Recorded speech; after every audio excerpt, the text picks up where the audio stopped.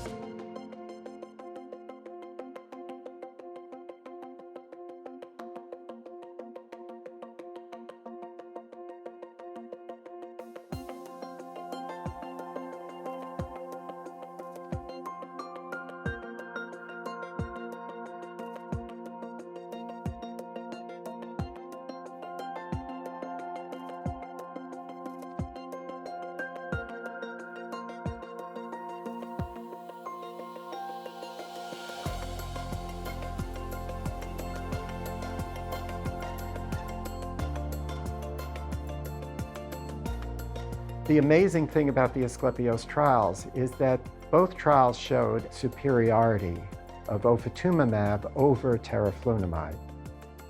Both the Asclepios 1 and 2 trials met their primary endpoint, reduction of the annualized relapse rate compared with teriflunomide in these relapsing multiple sclerosis patients. The annualized relapse rate, which was the primary endpoint in the trial, was reduced by about 50% with ofatumumab compared with teriflunomide.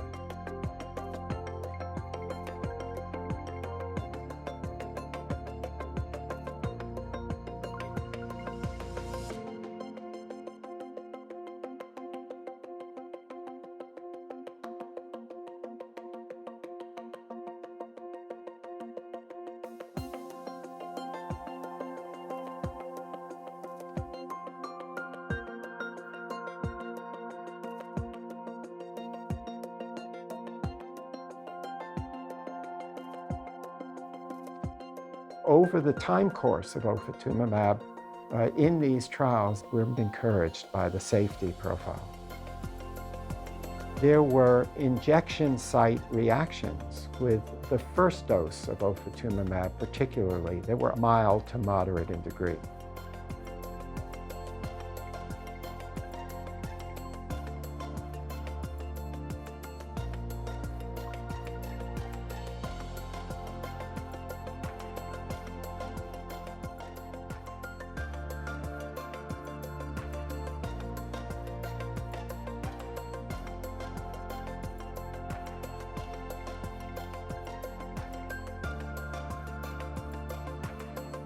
The Asclepios trials are wonderful news for people with MS.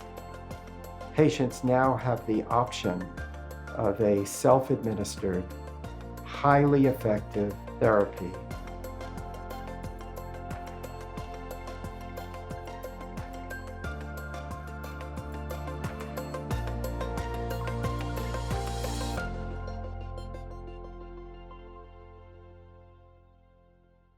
Indication and important safety information. Indication. Kesimpta ofatumumab is indicated for the treatment of relapsing forms of multiple sclerosis, MS, to include clinically isolated syndrome, relapsing remitting disease, and active secondary progressive disease in adults. Important safety information. Contraindication. Kesimpta is contraindicated in patients with active hepatitis B virus infection.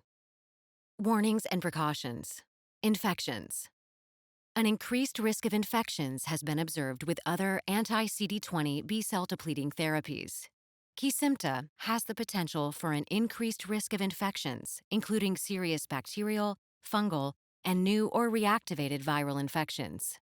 Some have been fatal in patients treated with other anti-CD20 antibodies. The overall rate of infections and serious infections in Kesimpta-treated patients was similar to teriflunomide-treated patients, 51.6% versus 52.7%, and 2.5% versus 1.8%, respectively. The most common infections reported by Kesimpta-treated patients in relapsing MS, or RMS trials, included upper respiratory tract infection, 39%, and urinary tract infection, 10%. Delay Kesimpta administration in patients with an active infection until resolved.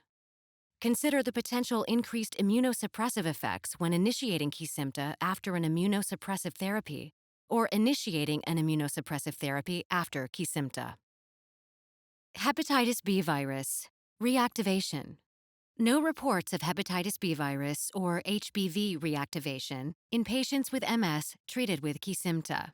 However, HBV reactivation in some cases resulting in fulminant hepatitis, hepatic failure, and death has occurred in patients treated with ofatumumab at higher intravenous doses for chronic lymphocytic leukemia, or CLL, than the recommended dose in MS and in patients treated with other anti-CD20 antibodies. Infection. Kesimpta is contraindicated in patients with active hepatitis B disease. Fatal infections caused by HBV in patients who have not been previously infected have occurred in patients treated with ofatumumab at higher intravenous doses for CLL than the recommended dose in MS. Perform HBV screening in all patients before initiation of Kesimpta. Patients who are negative for hepatitis B surface antigen and positive for hepatitis B core antibody or are carriers of HBV should consult liver disease experts before starting and during Kesimpta treatment. Progressive multifocal leukoencephalopathy. No cases of progressive multifocal leukoencephalopathy, or PML, have been reported for Kesimpta in RMS clinical studies.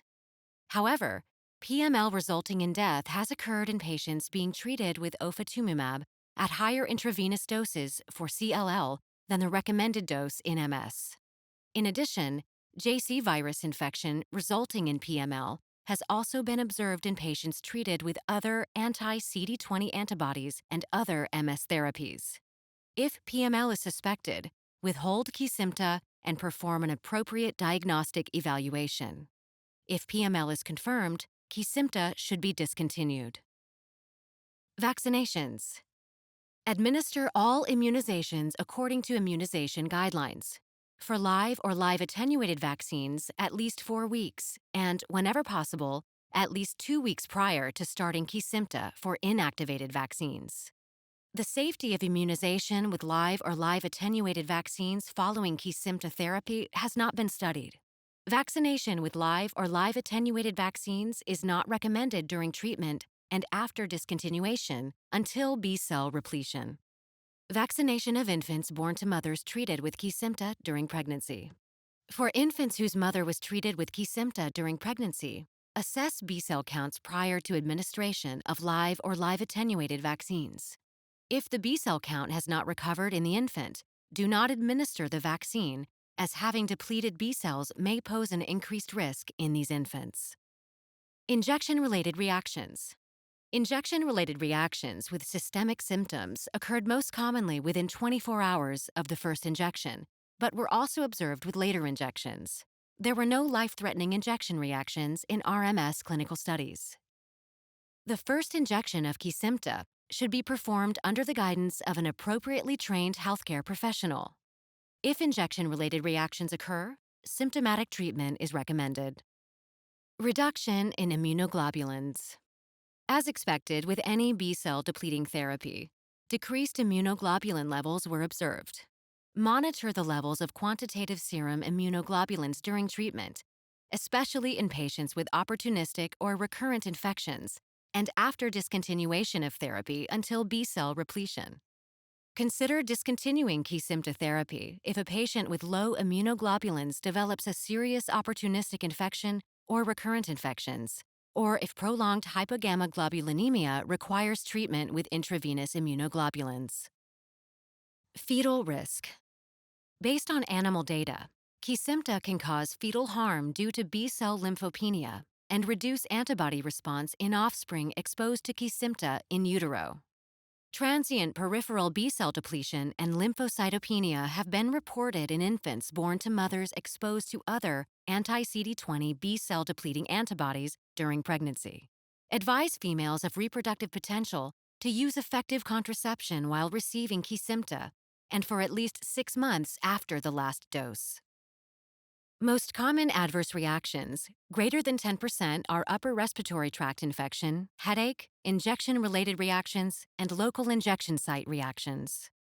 Please see full prescribing information, including medication guide on this site or at www.kesimptahcp.com.